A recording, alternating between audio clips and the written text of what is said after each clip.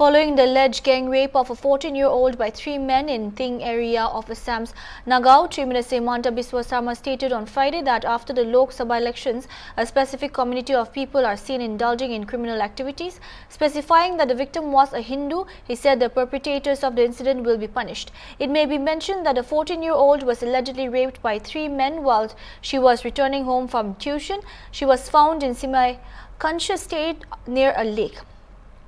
Meanwhile, protests against the incident continue in the area. Jua Lokasabha নিৰ্বাচনৰ পিছত অসমত এনেকুৱা 22টা ঘটনা ঘটিছে আৰু আজি এটো 23 নম্বৰ আৰু এই গোটেই ঘটনাটো বিলাকৰ লগত এটা কিছুমান বিশেষ মানুহ জড়িত হৈ থাকে আৰু লোকসভা ইলেকশ্যনৰ পিছত তেওঁলোকে বহুত এনকাৰেজমেন্টটো পাই আছে তাৰ পিছত এটা ঘটনা কৰি আছে আমি টাফ একশ্যন লম এতিয়া মই ডিজিপিক পঠাইছো হিমলৈকে will take toughest possible action Piyush হাজৰিকাকো মই যাব দিছো আৰু মই সদায় কৈ থাকো যে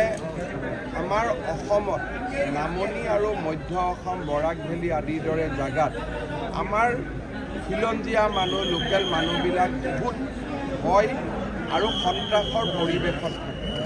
অসমৰ মানুহে যিমান এই কথাবোৰ বুজিব সিমানে আমাৰ কাৰণে ভাল বাকিটো আইনত যি ব্যৱস্থা ল'ব লাগেতো মই ল'মেই কিন্তু আমি যিমানে সেনসিটিভ হওঁ যে এই জায়গাবিলাকত কেনেকৈ আমাৰ মানুহবিলাক থাকে কিমান কষ্টত থাকে আমি যিমানে সেনসিটিভ হম সিমানে আমাৰ মানুহবিলাকে সুৰক্ষা পাব এজনকটো এৰেষ্ট কৰা হৈছে বাকি দুজনৰ নামো আপোনালোকে পাই যাব মটৰসাইকেল এখনত উঠি আহি আছিল কিন্তু ঢিঙত এইটো ঘটনা এইটো ফাৰ্ষ্ট নহয় স্প্ৰে গেং হৈছে আৰু হৈয়ে থাকে যি জায়গাত আমাৰ খিলঞ্জীয়া মানুহ মাইনৰিটি হৈছে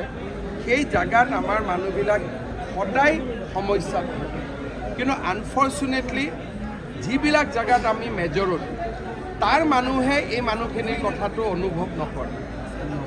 যেনেকৈ আজি অসমত